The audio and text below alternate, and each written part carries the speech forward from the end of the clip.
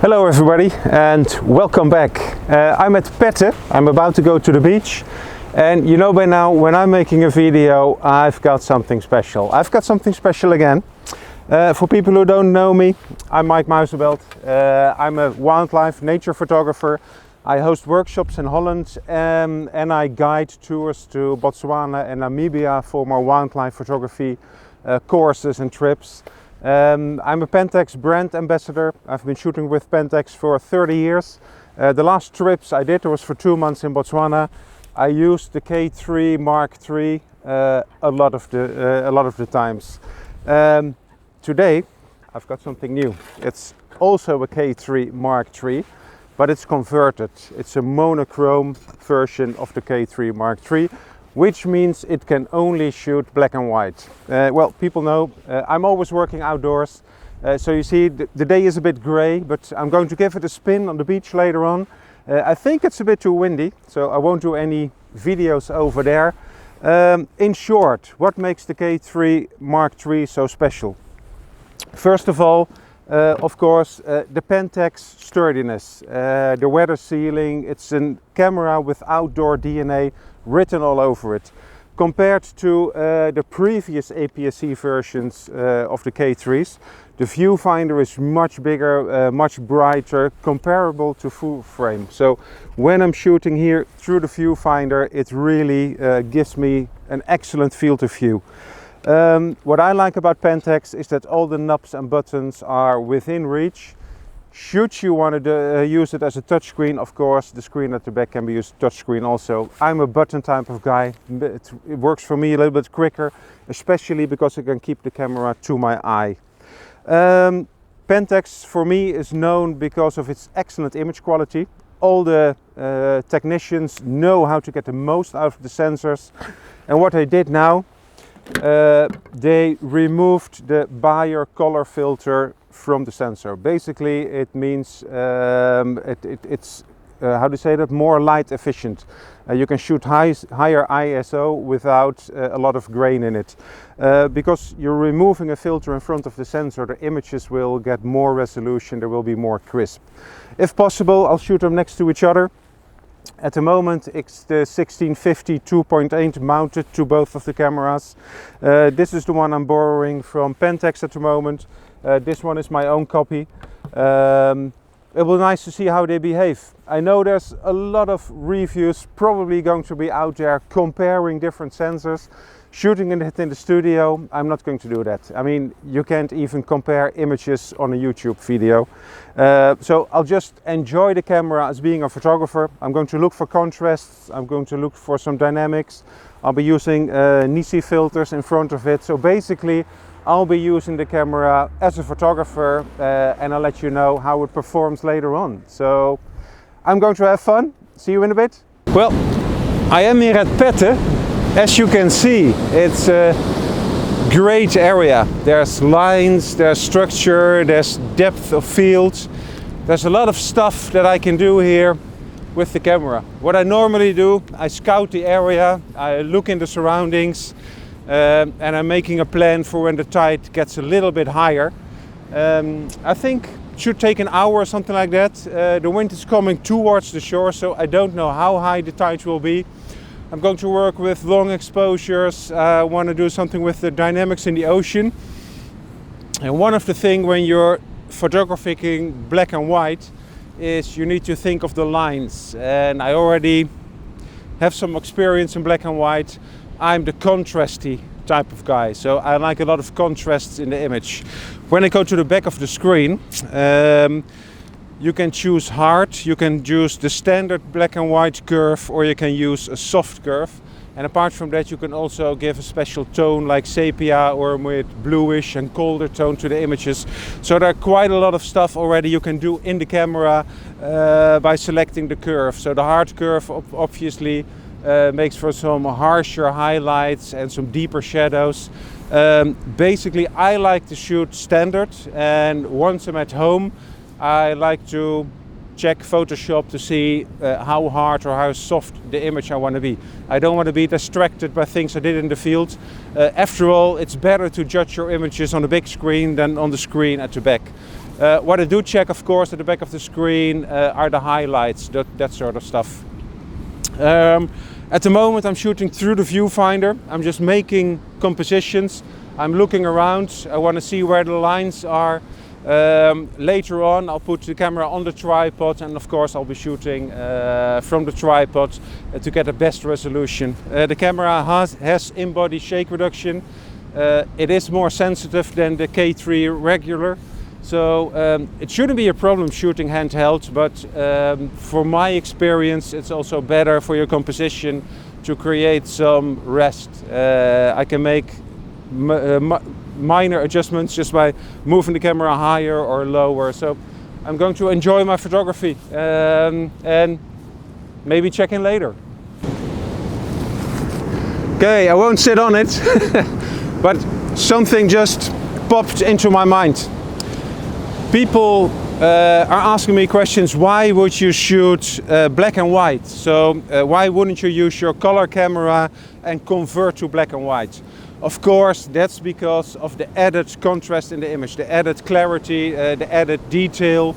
And for me personally, when I'm shooting black and white straight in the camera, yeah, you enter a different kind of photography. It's more about contrast, it's more about dark and light in the image. So it's not so much about color. Personally, I'm a color photographer. Africa and then black and white is a bit strange. It's doable, some people do it, but I like color. I like the colors of nature, but in the end, and that's why I picked this location, I like lines and dynamics also, and that's where black and white shines. So if you're a dedicated black and white photographer and that's your style of photography, having a dedicated sensor just suited for black and white photography definitely is the way to go. There are more cameras out there. Now Leica has a very acclaimed M10, if I'm not mistaken. I looked up that price and I was shocked. I mean, if people are willing to pay that much for a camera, it must really shine.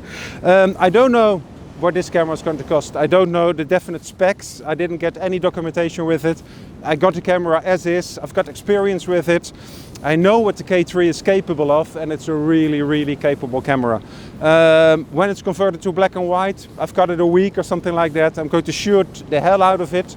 I'm going to do some wildlife tomorrow, and I'm just going to find out all I can about this camera.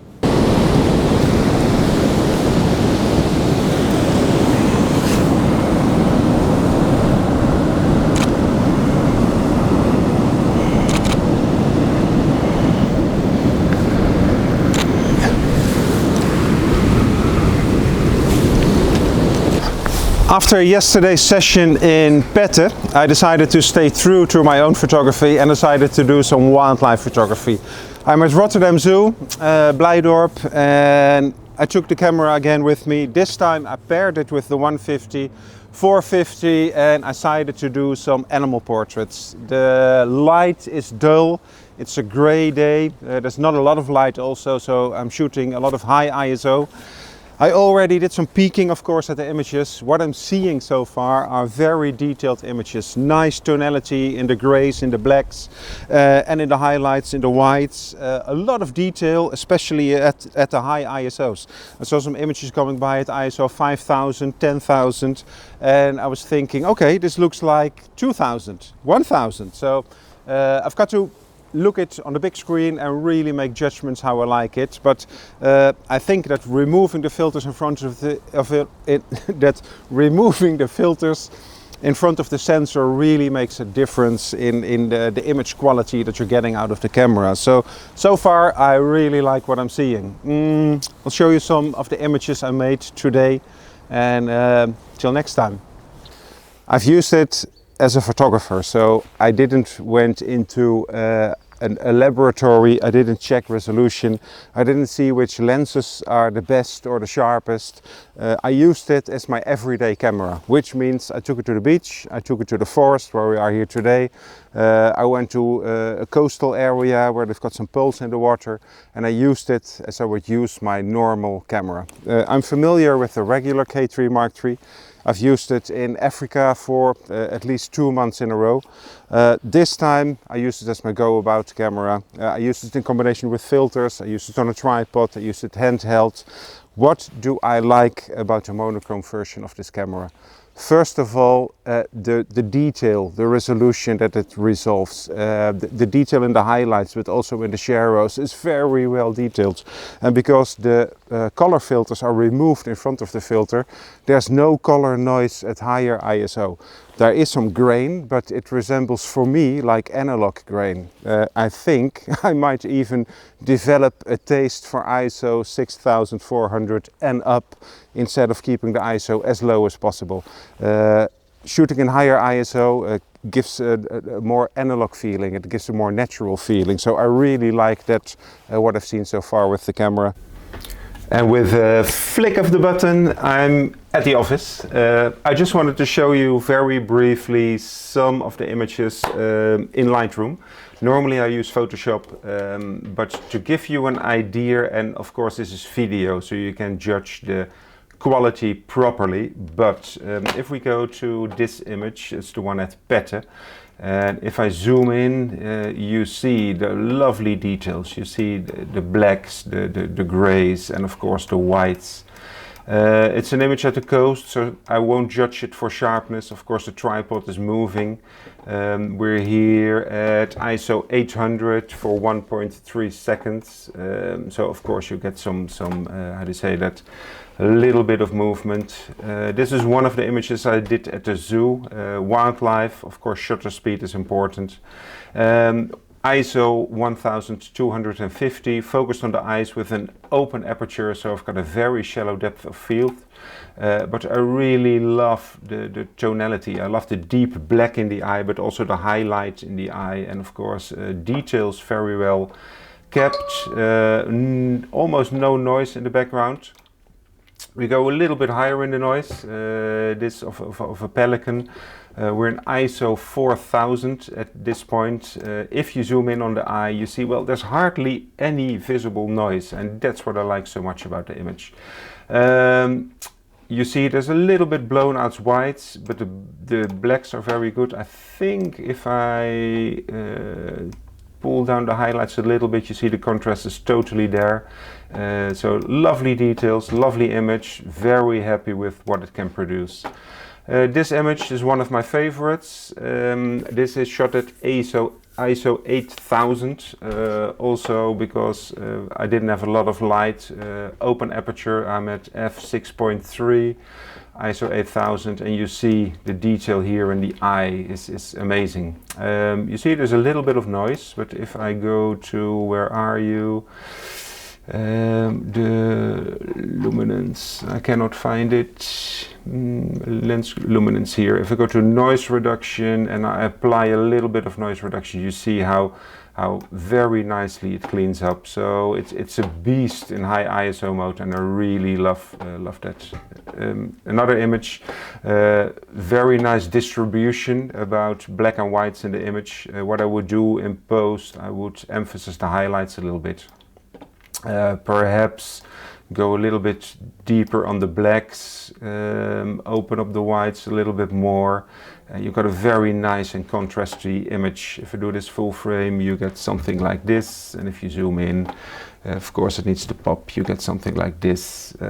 So very, very, very happy with what this camera can produce. And like I said before, it's not something that you can replicate with taking your color camera and converting that image to black and white.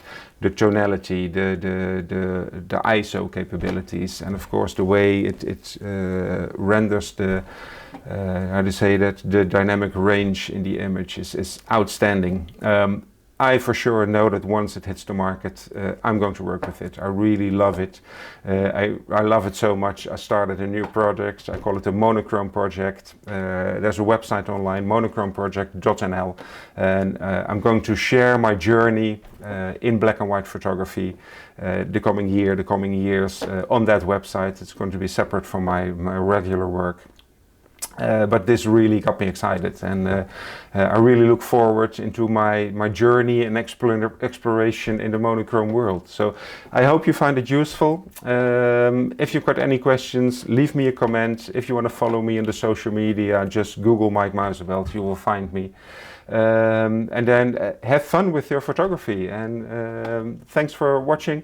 Bye bye.